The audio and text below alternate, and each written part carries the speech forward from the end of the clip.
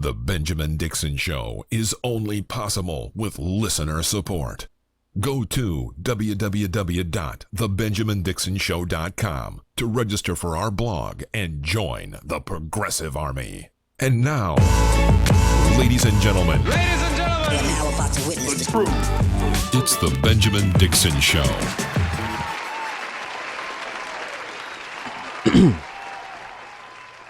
Welcome, ladies and gentlemen, to the Benjamin Dixon Show. It is Wednesday, I believe, July 6, 2016.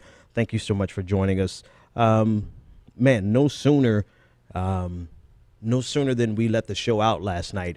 Actually, I got the video of the shooting of Alton Sterling. I got the video right towards the end of the show. And because the camera broke away before you could actually realize what happened, and I didn't have access to the audio, I couldn't really gather the scope of it until the show was over and I shut down all the equipment and I went to watch the full video. And you realize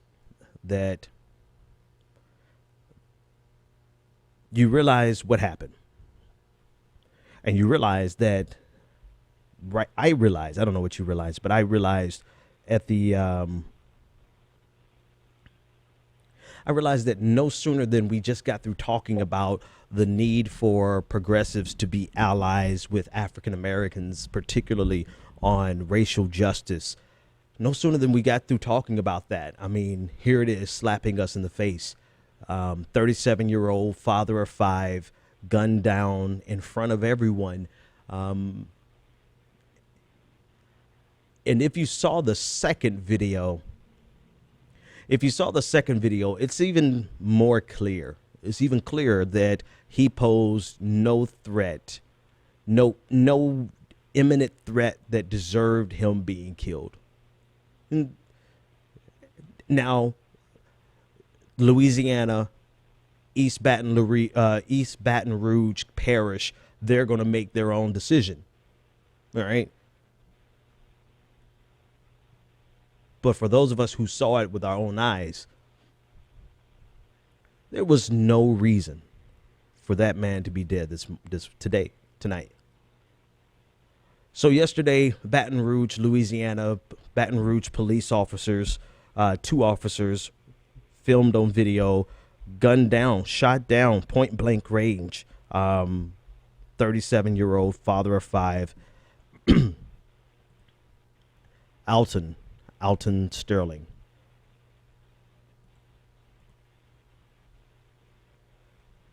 This picture on my screen. I don't know. I want to know what you think, and I want to know what you feel. We'll probably open the lines a lot earlier tonight. 857-600-0518. So much to talk about this story. So where do you begin, right? This is where I have to begin. I've been noticing more frequently people talking about the trauma, and they are not referring to the immediate family's trauma. They're talking about the trauma of people who have to witness this via social media and videos. And normally, whenever I see people talking about that on TV, or if I see people saying, that kind of thing on the internet, on the Twitters, I'm normally like, whatever, right? I'm a little callous and a little, I guess, hardened to these types of things. And I don't think that's a good thing anymore. I thought that was a good thing for a long time, but then I realized, I was able to watch both of those videos and feel, and I hope you don't judge me. I hope you wouldn't judge me, because I'm not going to judge you. But I was able to watch both of those videos, and it calculated in my head that this is terrible, but it didn't calculate in my heart that this was terrible. I didn't feel anything. And that's when I realized maybe some of this stuff they're talking about in terms of trauma is real, right? Because that's not a healthy reaction. I know that. I'm smart enough to know that's not a healthy reaction, right? I don't need anybody to tell me. If you could look at something like this and not have any reaction, any emotional reaction, then something's wrong with you, right? And so I'll admit something has to be wrong. And I'm not I'm not a cold person, and then I realized, then I saw the third video, the video of Alton's son and his wife speaking about him, and then the son breaking down, and there were all of those emotions, all the pain, right? Being able, unfortunately seeing his son going through that type of trauma and pain and crying for his daddy. I mean, whatever heart I have left, that broke it. I'm going to tell you, man, I couldn't watch that, legit, tears just dropping off onto my keyboard, seeing that. And I realized that, everybody handles things differently, and everything, triggers for people differently. And I just feel like we have been so exposed, at least me. I don't know about you, but I think I've been, too many of us have been overexposed to this type of violence in America, and not television violence. I mean, real lives, people dying. I mean, we're seeing their executions on social media. And then this is less commentary about the police officers. Trust me, I'm going to talk about them in a few minutes. But just the way we are it happens so many times. And I'm trying to figure out at what point did I get so hardened to these types of things that I saw that video and, didn't bat an eye, because in America, this happens so many times. We see it so often. And if you witness these things, or at least if you see them on an ongoing basis, you become desensitized to them. Or the other end of the spectrum, you become so traumatized, or so not traumatized, because they're both types of trauma. You become so you're triggered. It's become such a triggered response when you see this, and it causes emotional distress. And then the other end of the spectrum are people like me who see it, and we calculate, and we go and do our jobs, and we find out information, and we call. And I mean, that's the first thing I did. You know what? That's the first thing I did with Corey. My friend Corey Jones, shot down. But damn it, man. All right, let me take this caller. Caller, you're live on the air. What's your name, comment, and/or question? Yes, hello. This is Jared from Downingtown, PA. I'm a first-time caller. Thanks, man. About the death of Mr. Sterling. Yeah. Yes. It's a tragedy. Any death of any person is a tragedy. And for me, I'm always scared of any kind of death like this, because I have a boyfriend who is African American, and every day I think, I hope today's not the day, I get the call, he's dead or something like that. Yeah. And it's scary being in America, you know what I mean? Yeah. No, it is. It goes back to our history. I mean, it's a brutal, very authoritarian culture we live in. Yeah. Yeah, and it's an unfortunate truth, man. It's an unfortunate reality that you have to think of. Thanks for your call. You guys call in 857-600-0518. It's a reality, right? You have to consider that, and to be sure, I've been saying this for a long time. If this happens first in the black community, it's certainly going to spill over into every other community. It may begin, and it may be overwhelmingly and disproportionate in the black community, but you better believe it's going to spill over into other communities. And you see this happening. And so if you don't address it while it is happening into the black communities, you are assigning the same type of penalty to your community. Because this is somebody's going to say, well, this isn't a black thing or a white thing. It's a police brutality, police state thing. Yeah, it is a police brutality, police state thing. But that police state started in the black community first. And so you do have to think about, where your husbands and your sons and your daughters and your boyfriends and your girlfriends and your neighbors and your cousins, you have to think about them when they go out. I mean, because if you're anything other than docile, then, and even if you are, right, we've seen examples of people who are even complying with police officers, 100% complying with police officers. Anyway, what I was saying earlier was I realized, sometimes in media, we want to get information, and that's our job, is to get information.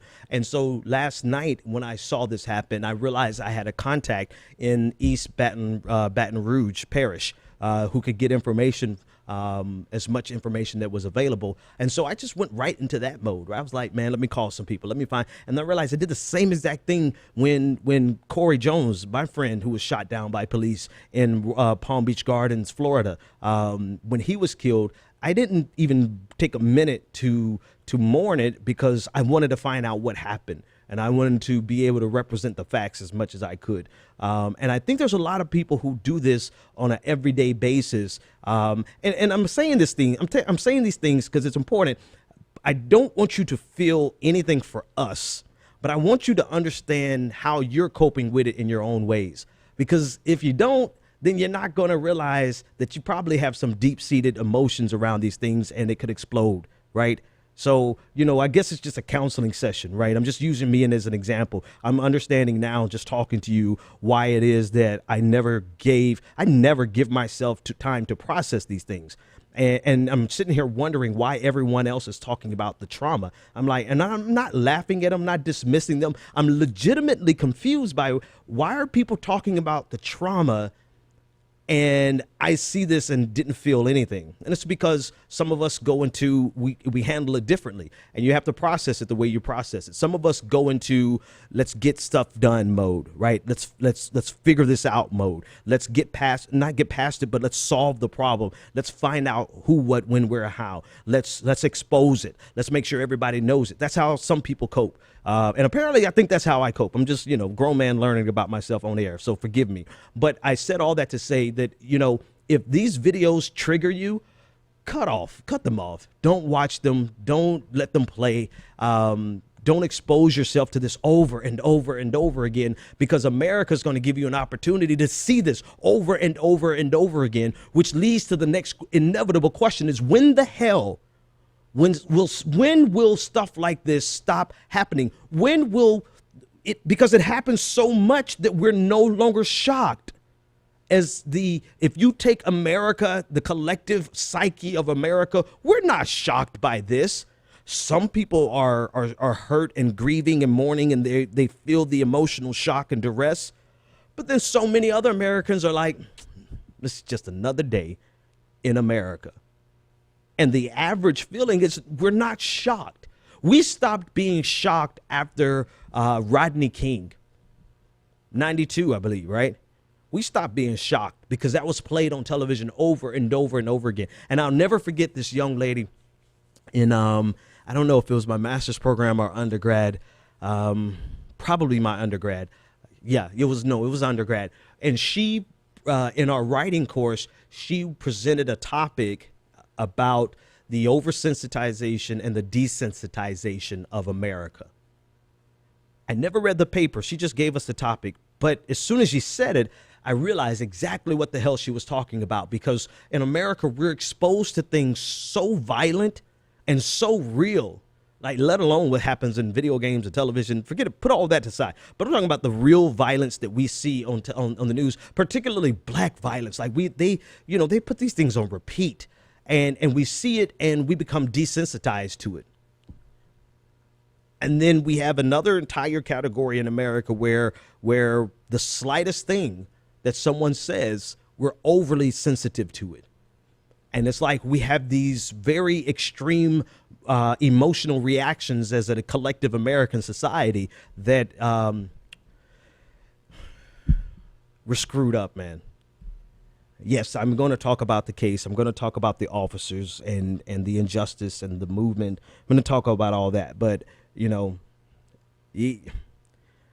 It's too much. And I mean, honestly, it's the, when you think about the reality of it, and this man who, I don't care what he did prior. I don't care what, this is a situation where this man posed no threat to two grown officers who had tasers and had their entire body weight on top of this man. He posed no threat to them. And yet and still he's dead. All right, we're going to talk about everything that's underlying it, because there's so much surrounding this particular case. Caller, you're live on the air. What's your name, comment, and or question? Can you hear me? Yep, this is you. I can hear you loudly and clearly, my friend. What's your name? My name is Q. I'm calling from Virginia. What's on your mind, Q? And I'm 19 years old. I think I've had correspondence with you a couple times on Twitter. Mm-hmm. And I feel you so much on the desensitization of these images. Yeah. Because I feel as though we're being programmed. I feel as though we're being programmed to see these things daily, weekly, yearly. Yeah. And it's to the point where we're just like, yeah, this happened. Yeah, it happened. Yeah. I saw a man lose his life, and I didn't even flinch. I didn't shed a tear. Wow. That is not natural reaction to the loss of life. Right. And my question is, do we move forward in an action of, because Stokely Carmichael said Dr. King's fatal mistake in his nonviolence was to think that America would see his suffering and our suffering and respond by using a conscience. That's the fatal flaw. America has no conscience. So how do we respond to these type of things? Some people will say it's the police unions. Some people will say that we need to stop voting in national elections, just vote on the local. We've done these things time and time again, and we haven't seen the results. Yeah. And I'm 19 years old. My mother cries every time I'm 10 minutes late coming home. Shit, man. This is not natural. Yeah. Wow. What do we do? I mean, that's the question of the hour. How do we, can this be fixed? How do we fix it? I mean, I don't even want to pretend to have the solutions other than to say that we got to try it all. We've got to do it all. I am a part of that group that, believes in what the, yeah, I do very fervently believe in what the Black Panthers did originally, what they stood for, the self-defense, right? They, in the face of such brutal police brutality, they armed themselves based on the law and defended themselves. And that brought a certain pride and respect and demanded to be treated like human beings. We needed the Panthers. We needed Malcolm, who would say by any means necessary, who would say you better hope for Martin, because if it's not for Martin, then it's going to be a Malcolm solution. Then you needed the Martin, right? You needed the Martin who was going to do the peace. It's like all of the above, right? But the thing is that I think we have been lulled to sleep to believe that that the problems had gone away.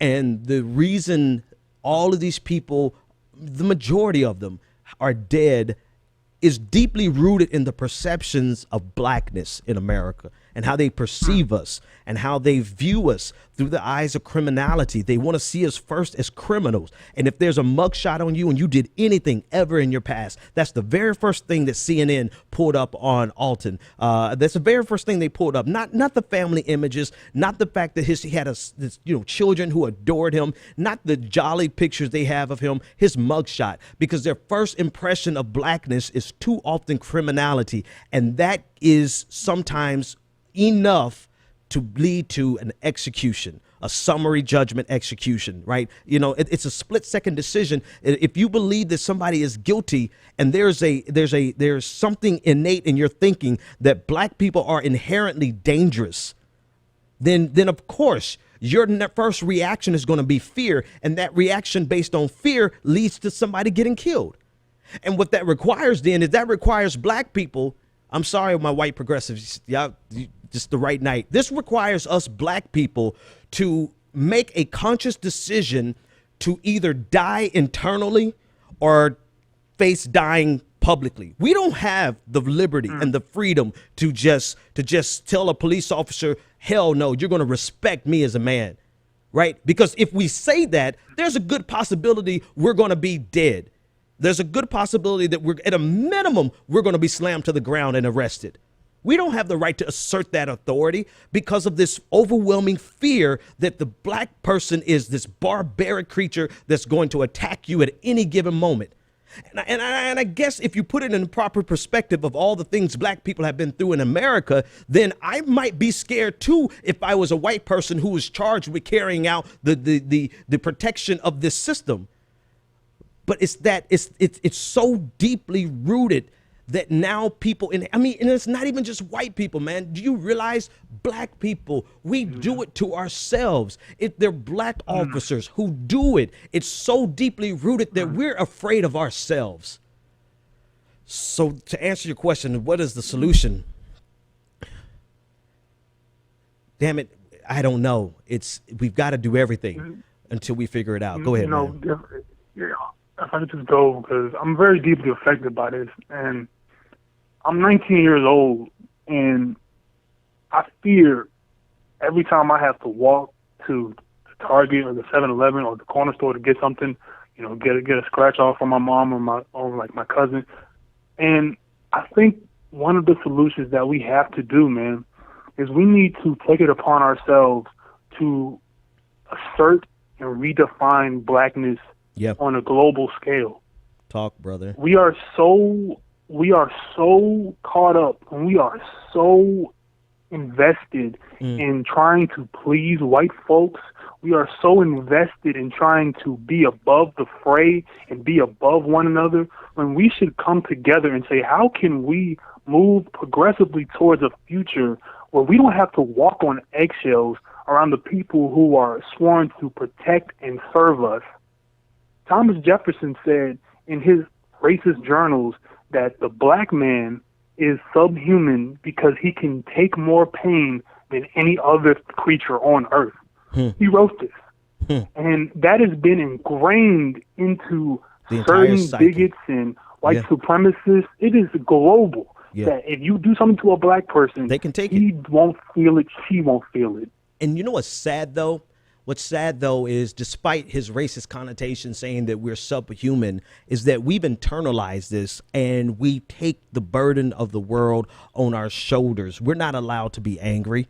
Not publicly. We're not allowed to be sad, not publicly, but then we're seen as weak. If you're a woman and you're angry, then you're an angry black woman. If you're a woman and you're emotional, then you are, you're an emotional black woman. If you're a man and you're angry and you express discontent, you just are anger, then all of a sudden you're a threat to the system.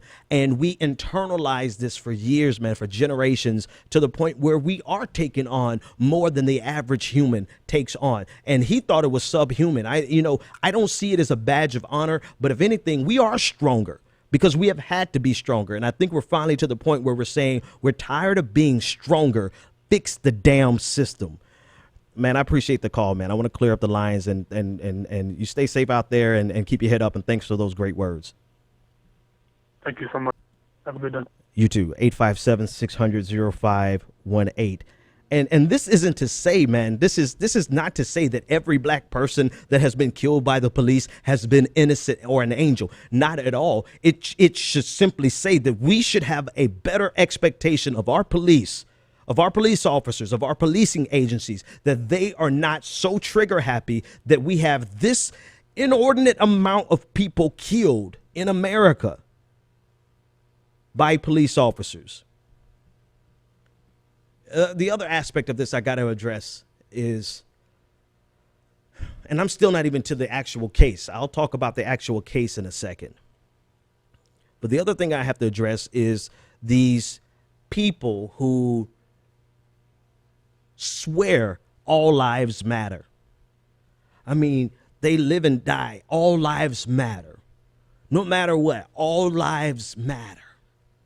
But they bend over backwards and do everything humanly possible to make sure we know that Alton Sterling's life didn't matter. They do everything possible to remind us that he was he had a criminal background. Therefore, his life was not worthy of defending. Right? They do everything possible to find anything they can, any argument, any angle they possibly can convince themselves of enough to fight this point, to remind us that black lives don't matter.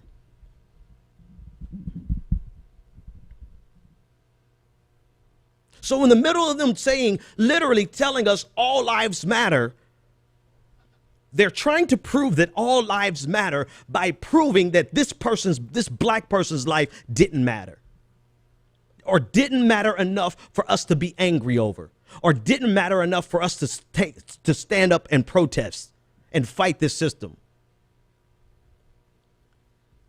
And of course, I'm preaching to the choir. Of course, they're not able to handle the cognitive dissonance, so they go with the simplistic resolution, which is not a resolution. They go with the simplistic argument. They're not able, they're there simply to undermine any progress, period. And I don't care what type of progress it is. At every step of the way, they are there to undermine progress. And if that progress includes defaming and deriding a dead person, a dead man, a dead woman of color, a dead person of color, they will do, it doesn't matter. They will do everything they possibly can, even, of course, including lying. And the greatest hypocrisy of this whole thing is that as soon as Dylann Roof was in that courthouse, there were these great celebrations because here go the Negroes forgiving this white man. And there was great celebrations about forgiveness. And then that was the model that we should model for Dylann Roof, right? That we should all now forgive. Simultaneously, or a year later, they're trying to crucify a dead man because of something he did many years ago, that he served his time for. So here we are supposed to forgive Dylann Roof immediately after he did what he did. And we're supposed to hold over Alton Sterling's life, his past crimes, as though that should invalidate our compassion for him. I'm going to do my best to make solid and coherent arguments and not just devolve into telling them to kiss my black ass. I'm going to do my best. Why? Because I'm strong, right? Internalize it all. I'm dead on the inside. So fuck it. If I'm dead on the inside, I'm out to destroy as many false arguments, false narratives. I'm trying to destroy as many of you as possible. Not you, my audience. Caller, you're live on the air. What's your name, comment, and or question?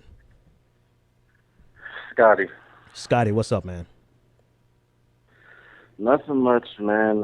What a day, what a day. I did not want to wake up to this news today, but, you know, it's just, that 15-year-old son, it broke my heart. Yeah, man. It really hurt because his dad is gone. Yeah. And he's the oldest, and he realizes that, like, he's crying out for his dad. Yeah, man. And it's just like Cenk Uygur said earlier, I don't know if you're listening, he said, everybody says, where's the father? Where's the father? Well, you killed him. Yeah.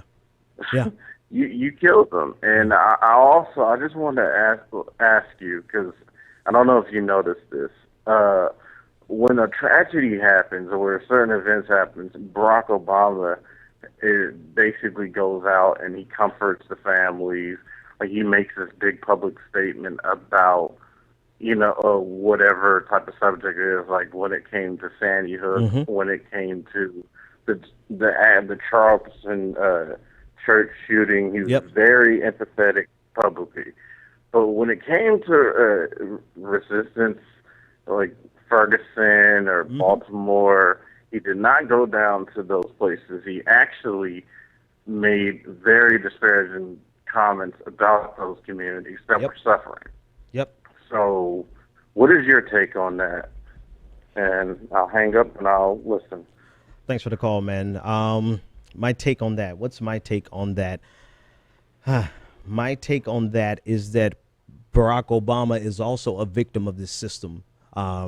This particular system I'm talking about is the need, what the first caller was saying, is this need to present yourselves as above the average black fray. Right? He has to present himself as though, and I'm trying to look this up now, Michael Eric Dyson, Obama, Pharaoh, Willie Mays. That's how I and I spelled Mays wrong. That's how I Google. I just put in the random keywords, and normally I can get it. But Michael Eric Dyson said at the State of the Black Union many years ago, right when Obama came in, he was like, Barack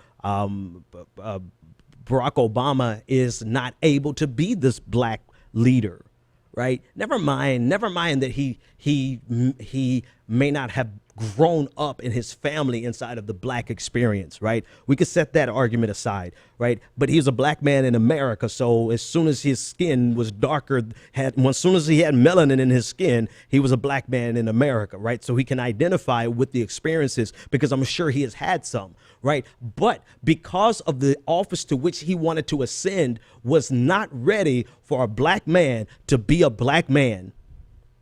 He could not readily identify with all of the pain and suffering and the many ways that we express that pain and suffering and outrage and anger. And so he had this, and this is self-inflicted, right? Now, I'm not saying to feel sorry for him, just to understand it. Obama self-imposed, he self-censored, he self-regulated and made sure that he never presented himself in a threatening way. Because if Obama had ever showed any anger, then all of a sudden he would be not only attacked from the right, because he was always going to be attacked from the right, but he would even be attacked from some people on the left, black and white, mainly white, who would have said, oh no, Obama, you got to stay calm. You got to stay cool. You got to stay collective. Even though we still go back and celebrate these clips of Bill Clinton going off on people and we sign off on them like, yeah, that's right. We go back and celebrate the clip of him attacking, confronting the Fox News commentator where he got him straight, and we write it up and we're like, yeah. But had Barack Obama showed some black anger, and he knew he couldn't, so he self-censored. Now, in terms of his ideology and whether or not he agrees with the protests, he is also a victim of his own calculations. Again, these are his self-inflicted wounds. Love Obama, but this is the truth, right? His first reaction is always going to be, come, let us reason together. Can we all just get along? That's his initial gut reaction. And so because of that, he ended up sticking his foot in his mouth on a couple of issues that he probably would have been better just to keep his mouth closed. But all of these factors play into Obama, and it is an extension. I'm not going to separate him from the black experience, right? It's an extension of the black experience. It's a different resolution. It's a different set of solutions, right? We don't agree on how to solve it, but it is a direct extension of the pressures that he faces of being that dual identity, being both an American and a black American. I mean, I'm trying to help my white listeners to understand. I mean, do you understand what it's like to have the pressure of making sure your family is presented ever so perfectly, because if there's any deviation from this perfect presentation, then you're not going to necessarily get it from your mother, because your mother understands, it is what it is, got to straighten out your kids. But you're going to get it from the community, who's going to instantly look at you and say, oh, they don't have their house together. They don't know how to take care of their kids, and they're bad parents, and etc. And then that's magnified. Even if you understand that, it's magnified by this self-inflicted wound often that we feel the condescending gaze that may not even exist. And a lot of times it does. that we have to live to this double standard, that we have to go twice as hard. We have to be twice as good, because if we're not, then not only are people going to look down on us, but we're going to lose the opportunities. We're going to lose the job. We're going to lose the promotion. We can't get angry at work because we're going to lose the promotion if we don't, and until we become the boss. And that's why a lot of black people are just going like, forget all this, man. We got to run these companies. We got to run these companies so we could be free to be ourselves. Otherwise, we'll always be under the pressure of trying to be so much more than anyone else has to even worry about being. And some of you probably may understand that, and some of you may not. I don't know. I'm not going to say that you're completely oblivious to that, but I'm telling you, that is a real thing. And that's an extension of these same pains and these same struggles that African Americans face, and black people in general face in America, minorities face across the board. And I still haven't gotten to some of the meat, because I do want to talk about the Blue Lives Matter law in Louisiana. So I'm going to take this next caller, and then after that, I'm going to talk about the Blue Lives Matter law, because all lives matter so much, they have to go over and above to remind us that police lives matter more. Caller, you're live on the air. What's your name, comment, and/or question? Is this me? Yeah, this is you. What's your name? I am Matthew. I'm calling from Texas. What's on your mind, man? I have a black godson. His dad's a man I've been blessed to know for almost my entire life. And I was watching the news about the Sterling shooting, and I guess my godson was in the next room listening to all of it go down, and he just came into the living room and just grabbed onto me, crying about his daddy, because his daddy was about 30 minutes late coming to pick him up, and he thought his daddy was dead too, and I just didn't know what to tell him. And I can't say I feel the pain like Alton Sterling's family does, but I started crying right there with him. I just didn't know what to do, because I love his daddy, and I love my godson like they were my own flesh and blood. And if I lost either of them, I just don't know what I would do. I mean, the best you can do in that kind of scenario is exactly what you did, man, is to grab them and hug them and allow yourself to cry. You know, yeah, that's, whew. I don't know if you got anything else to say, but I got to hang up this call. What else you got to say before I hang up? Oh, man, that's it. I just needed to get it out. Yeah, man. I appreciate you sharing that, man. Thanks a lot. 857-600-0518. So, you know, in my foolishness, I'm like, what is everybody talking about? Trauma. What's trauma? And here we are. I don't know. Some of you probably are like me. You've consumed so much of this that you're like, you know, you think you're dead on the inside, right? And we joke about it, right? We joke about it. Like, people try to get to me, but I'm already dead on the inside. That's nothing to joke about, man, because then all of a sudden it hits you and you can't control it. And man, seeing that boy, you know, I say this and I'm going to stop saying it, but I only dread one thing, and that's the idea that I won't be able to, you know, raise my kids. And seeing that son having to live through that reality is that should be enough to break anybody with a human, with a soul. If you have a soul with an emotional center, whatever you want to call it, whatsoever, that should have broke your heart.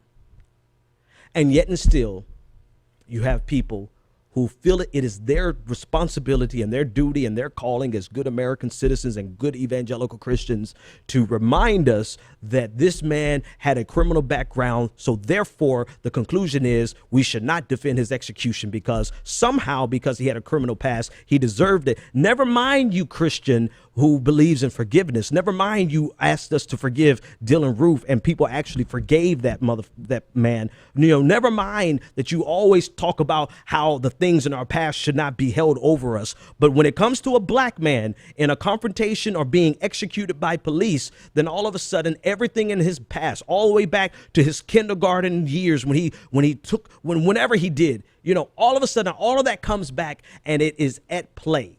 for people who want to spend all day long telling us, yes, all lives matter, black lives matter, white lives matter, blue lives matter. But just so you're sure, black lives matter don't matter that much. Because if you did something ever in your life, then all of a sudden you're worthy of the execution that you received. And somebody wrote a brilliant article some years ago about, Michael Brown wasn't an angel. And the premise of the article was, he wasn't, and it was actually on Medium. I think you can find it. This was in the early years of Medium.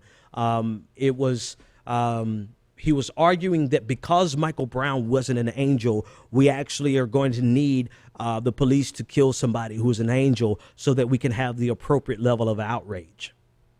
Right. So that we can stop people from making excuses for these police officers doing what they do. And I'm put a pin there. Does this mean that police officers are running around just being, mass executioners of black people? No. What it means is they have a fear of blackness already baked into the system where they are predisposed to be fearful of a black person more than they would anyone else. And they're also predisposed to believe that black people are more criminal. And because they believe black people are more criminal, they're more likely to racially profile black people, which extremely inflates the arrest records of African Americans, making a self-fulfilled prophecy. You think we're criminal, so there you profile us, and then you arrest us, or our encounters with the police agencies increases, and then you boast of statistics that confirm your bias that you're helping to promote. You think we're criminal, you profile us, you arrest us, you throw us back out, but the stats are inflated, so now the stats are in your favor, and you think you're justified in thinking we're criminal, so you racially profile us, and then you arrest us, but you throw us back out because there's really no charge, but that's enough to overinflate the statistics, and now you once again feel justified in your assumption that black people are guilty, and so you think we're guilty, you racially profile us, you arrest us, but you throw us back out because we really didn't do anything, but we had an encounter with the police agencies, and the stats get inflated, and it becomes a cyclical, self-fulfilling prophecy.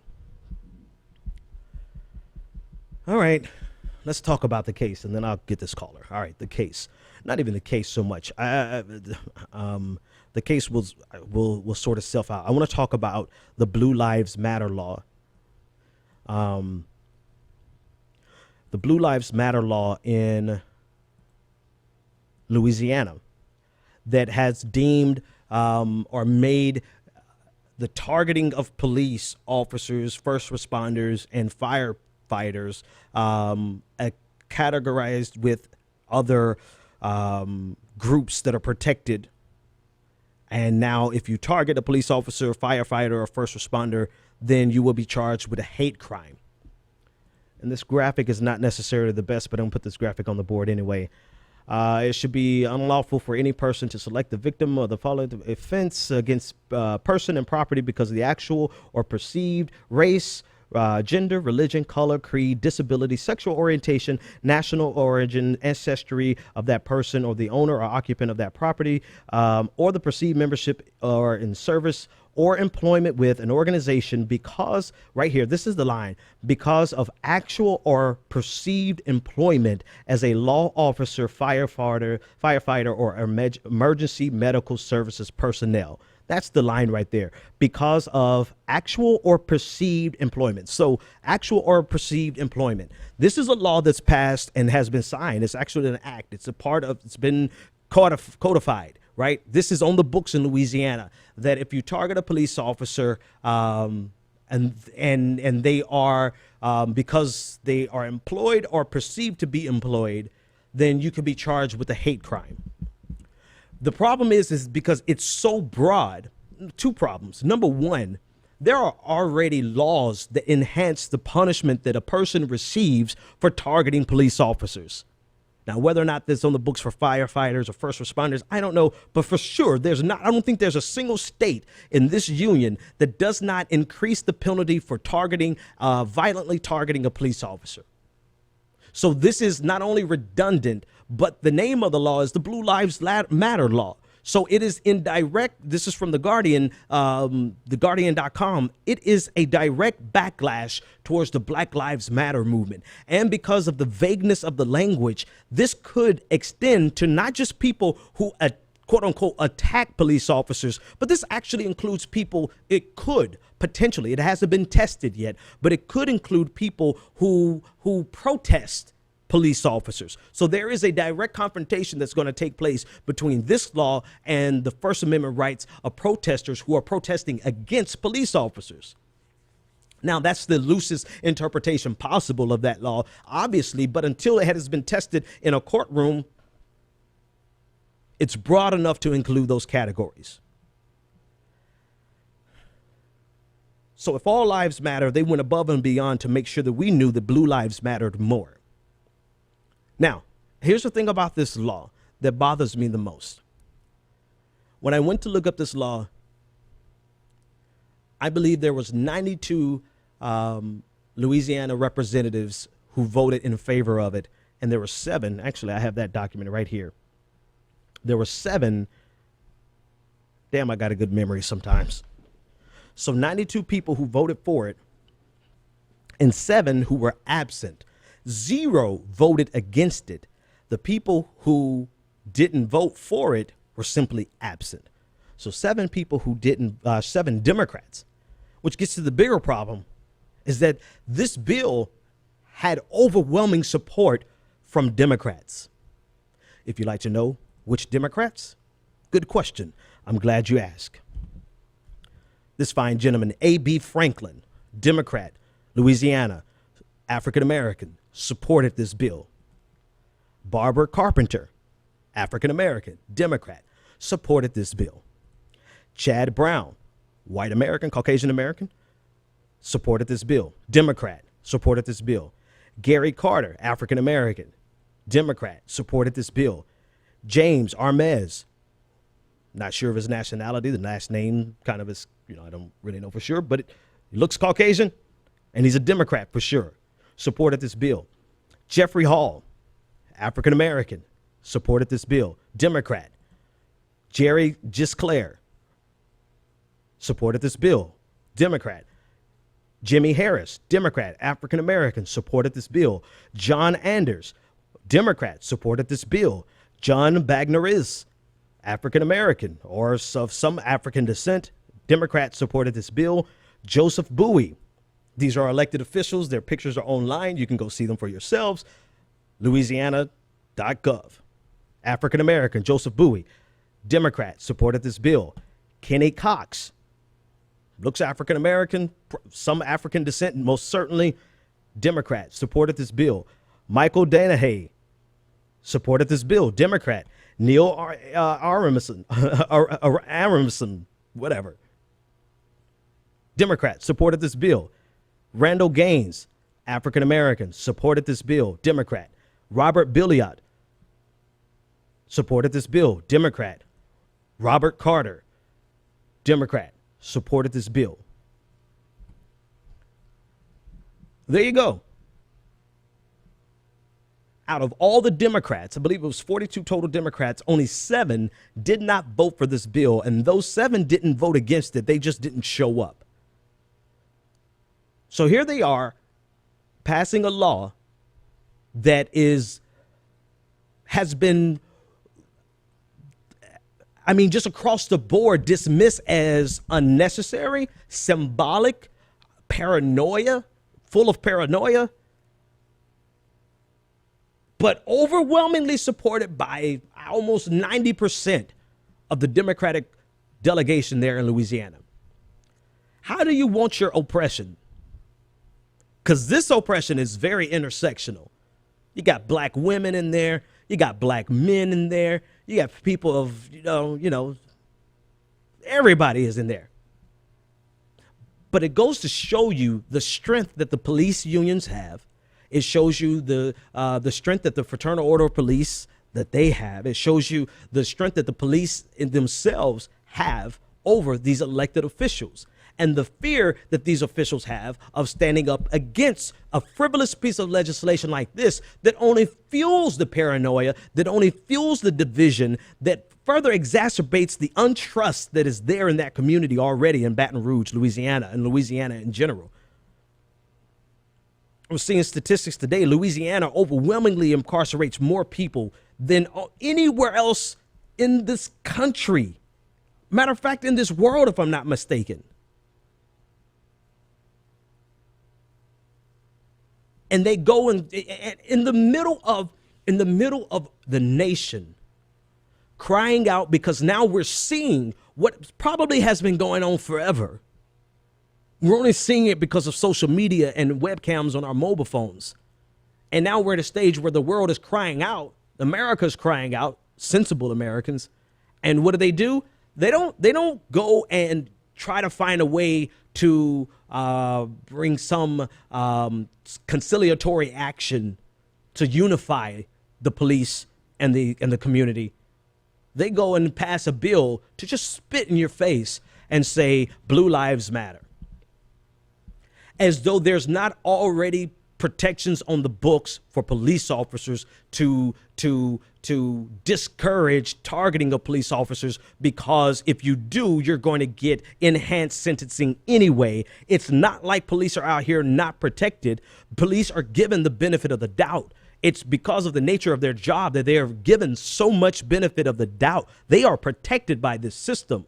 So it's not as though that there was some protected, that some fragile class of people out there who are just under attack all of the time. No. But before we get mad and say conservatives and Republicans, who I fully expect to promote this measure, we better look at those people we consider allies and ask ourselves the questions: why are we uniting blue around people who are undermining our communities?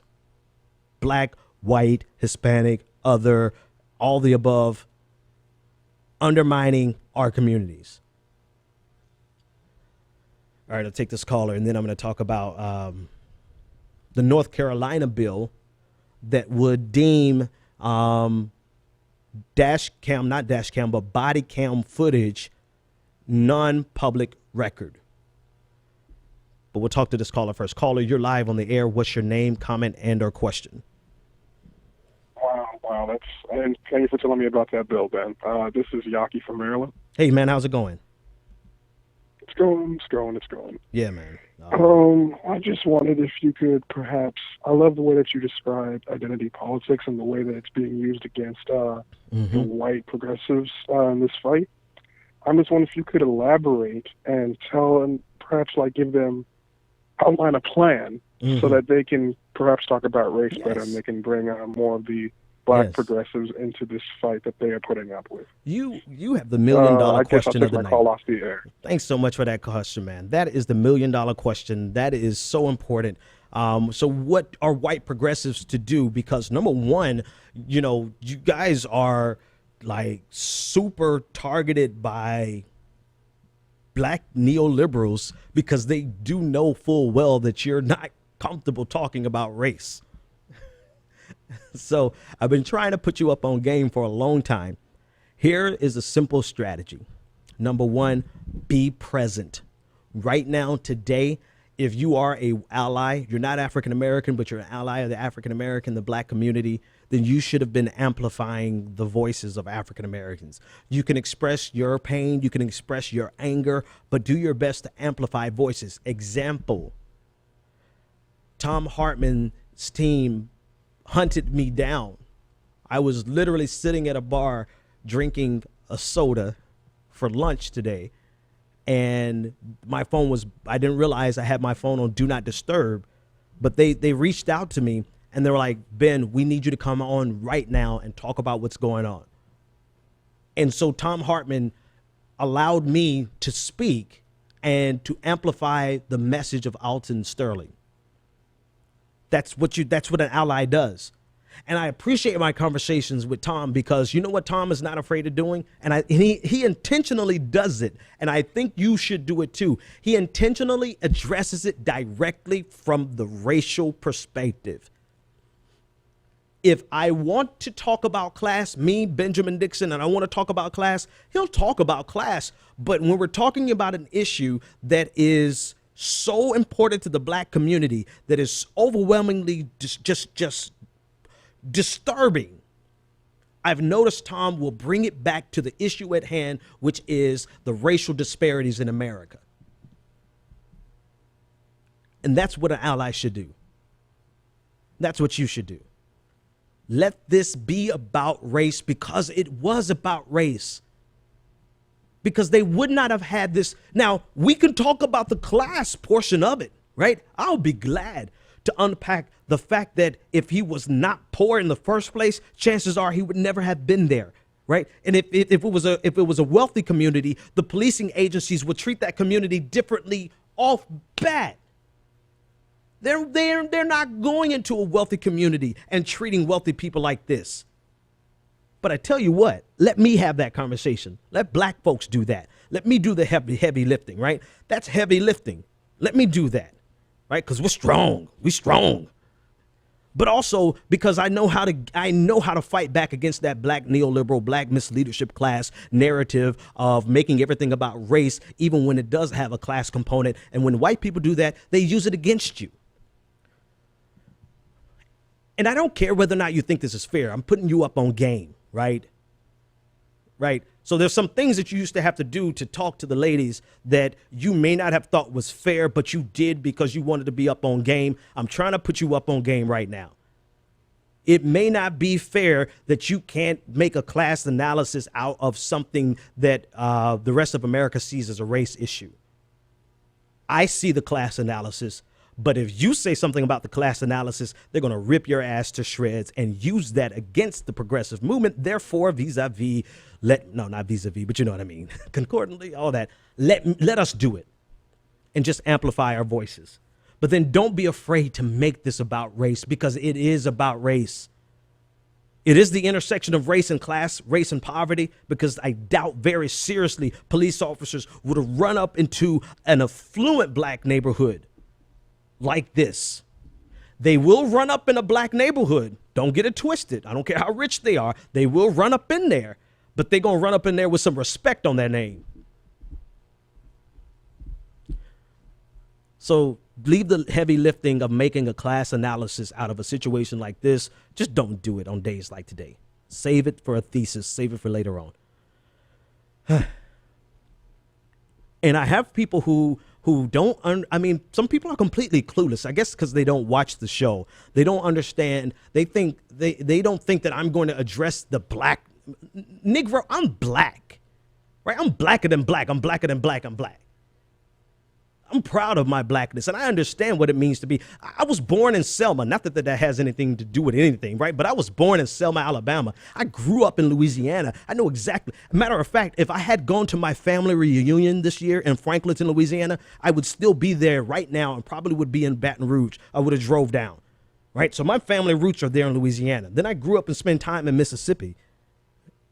And then the first time I was called a nigger was in Florida. First time I was called colored was in Florida. So I'm well versed in the African American experience. But I also know it's very important for us to not belittle. No, it's important for us not to minimize or dismiss the class component. It's so important. So people are like, well, is Ben going to talk about this? What the hell what do you think? Is he going to talk about it from a race perspective? Child, please. I'm the first one. Anyway. I think people just get this thing in their head that if you don't see the world exactly like they see it, and if you don't dismiss the things that they dismiss, then you are somehow not equal and up to the task. I am well qualified to handle to multitask between race, and class, and the intersections thereof. All right, caller, you're live on the air. What's your name, comment, and or question? Hi, Ben. This is Dita from San Leandro. Hey, how Thank are you you? so much. My pleasure. I just want to send a message out to the white people. You need to stop and start inside of the educational system and within inside your homes. Because if you don't know history, true history, and that's why you come to the point to where you are, where you dismiss the value of African American people. You don't value them because you've been taught to devalue them. Until you start understanding us as human beings, as being a human being, and that the color of our skin and what our history, what we've been through, then you need to, you're living in dreamland. Because if you don't understand that after all these years, from slavery, from Jim Crow to civil rights, and still up to this day, and then you even don't even stand up about for voting rights, but then you want to tell us that we don't come out to vote, or we're not educated, we don't even know how to research our voting, some kind of way that we dismiss, but you always want us to come out and vote for you. Yep. I hear you on that one. I hear you on that one. It's just ridiculous because then you're in places where you can make a difference when your coworker or you in a company or in journalism and you sit next to one of your coworkers and they're saying stuff, you need to correct them. Otherwise, you're not an ally to us because you're hiding. You want us to always be on front, us to take a risk, but you won't take a risk within your own community or your own fellow co-workers or on the job. Thank you. You will let them talk about us, devalue us, and then come in our face smiling, doing this. You got all the answers. We know how to organize. We know how to build something. Our views is this is where we need to organize, how we need to do things. Shut up, please. Thank you, Ben. I'm done. I appreciate that. I love you. Peace to you, my brother. Keep pushing on because I'm going to be right there with you. I appreciate that. And you know what? I 100%, I think I 99.999. No, I 100% agree with you. Right. And let me tell you why. Let me tell you why I agree with you, because I don't have the best progressive past. I'm going to be the first to admit it. Hell, I came from the Baptist church. So, I had problems with the LGBTQ community at one time. It's in my book. If you want to know about it, go read my book. Right. So I don't have the best progressive past. I come from, I'm just naturally, I have some misogynistic tendencies. So I've not been a great ally for women. Right. I had to learn how to be a decent ally for the LGBTQ community and for women. Right. And it's because of that, I understand exactly what some white people are feeling right now in this conversation. And because, listen, I'm pulling for you, white people. I'm pulling for you because I know for a fact that until we can unify as a very strong progressive front, the black left and progressives and democratic socialists and the radical community, until we can unify, then we're not going to be able to beat back this system. So I'm pulling for you, white folks. I love you. But I know what you're feeling right now. You're feeling like, why are we always talking about race? You're also feeling, well, I've never been a racist, so why do I have to sit here and listen to this? I have never verbally, I've never catcalled. I never did that. Many reasons, because my parents raised me to be a gentleman, but then two, because at a very early age, I realized that's not how you get women, right? And my goal was to get the girl, not sexually harass the girl. Right. But putting that aside, I never catcalled, and I never personally saw catcalling. And because I never did it myself and I never personally saw it, I went under the assumption that women are just exaggerating. And I carried that assumption for 33 years until I came to Boston. And when I came to Boston, I experienced catcalling firsthand. A guy asked me for a pen off the subway. He said, "Can I get a pen?" I gave him a pen, and a woman walked off of the train, and this person went from 0 to, oh my God, let's call the police because this motherfucker has lost his mind. He went from 0 to 100, sexually harassing, catcalling this woman. And I had never seen it. So up until that point, I just assumed that women were exaggerating and got mad with women and said, y'all need to stop exaggerating. Yes, that was me. And then I realized something in that moment, that this is something that this cat has done all the time. You don't start doing that and go from 0 to 100 without having a lot of experience in it. And then I realized something more important than that. I realized that just because I don't see something happening and because I'm not guilty of that something doesn't mean it's not real. And if I try to impose my experiences and use my experiences to set the framework of the entire world, then I am a narrow-minded jerk. Use the cleanest word I can.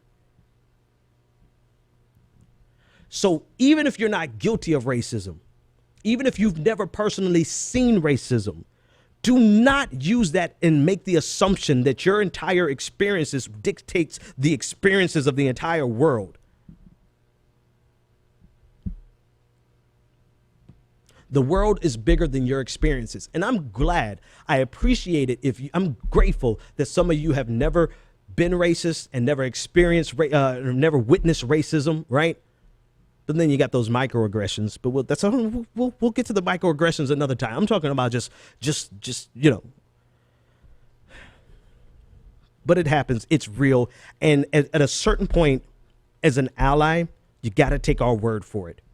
And you got to stop waiting for you to experience it personally to believe that it exists, and listen to the people who have to live with it every single day. And from that point forward, I realized I need to listen to what women have been telling me every single day. I finally asked my wife, I'm like, babe, have you ever been catcalled? And she was like, no, she hasn't, but she has witnessed it over and over and over again.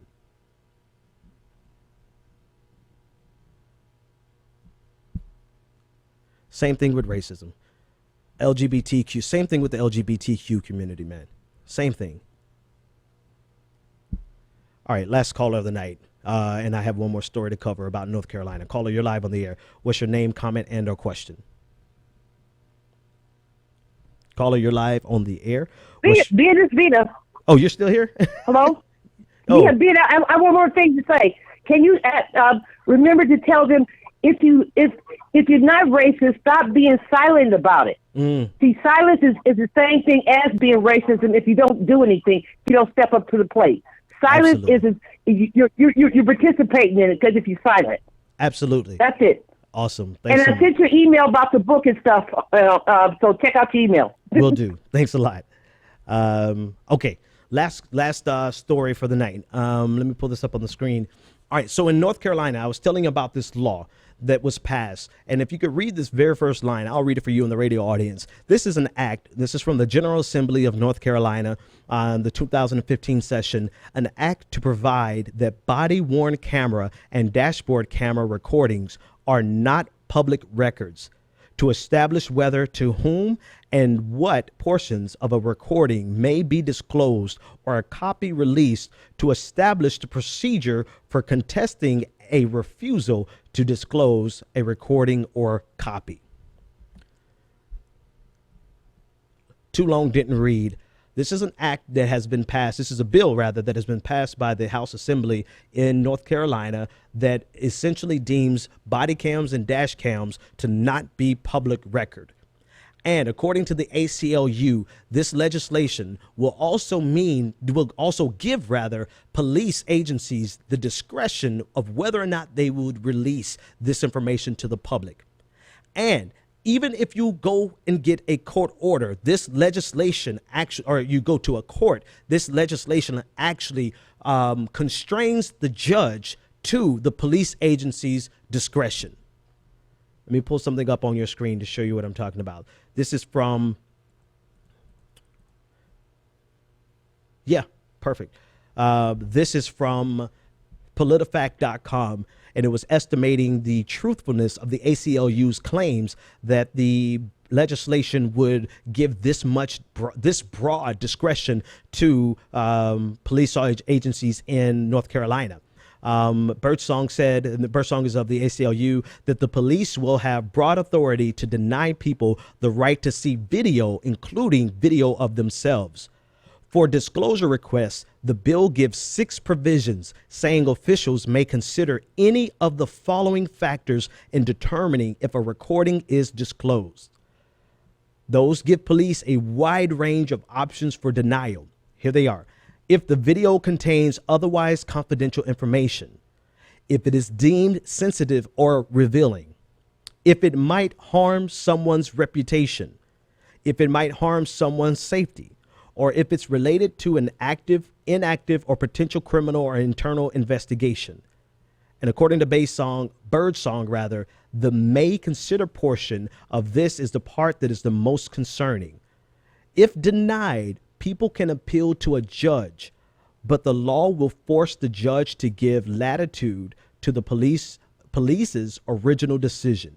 The judge can only overrule police if he finds an abuse of discretion.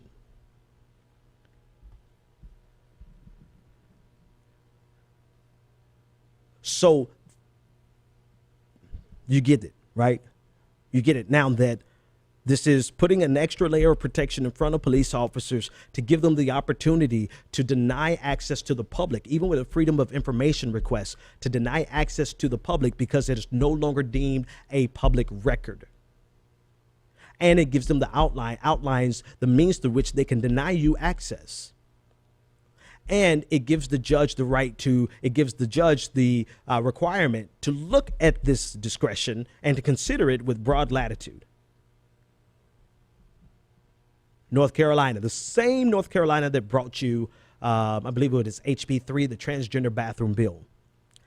And because I fully expect Republicans and conservatives to do what Republicans and conservatives do, I've got no time to attack them, because they're going to do what they're going to do. Racists will racist. That's what racists do. But there's a list of North Carolina Democrats who signed on to this legislation as well. Some of those names, particularly, let me see, C. Graham and G. Graham. Some of those 2 Grahams, Democrats, were on the same. They also signed onto the legislation for the transgender bathrooms. They also happen to be endorsees of Hillary Clinton. They have endorsed Hillary Clinton, endorsers of Hillary Clinton. That's what I was looking for. I don't have any problems with conservatives doing what they do because they're going to do it. I have a problem with people who want our vote, expect our vote, and think we're going to unify around them. And they are passing and signing legislation like this and like the transgender bathroom bill of North Carolina, which is directly detrimental to their constituents. And they still expect us to unite blue. Kiss my blue. Never mind. All right, folks. Time has come and gone. Take care of yourselves out there.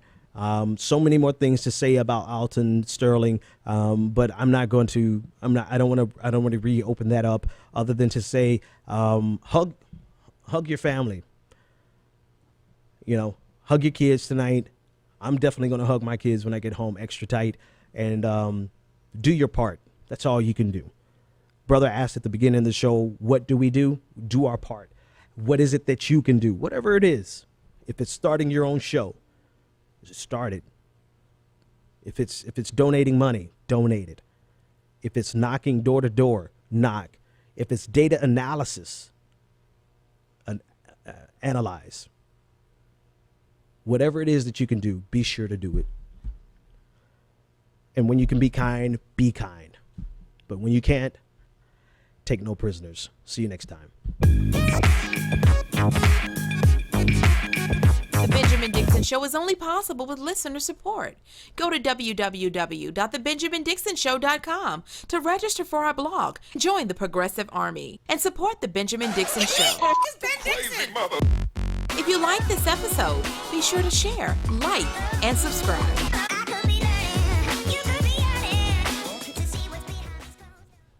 Consider becoming a Patreon. Go to www.patreon.com/The BPD Show and support The Benjamin Dixon Show.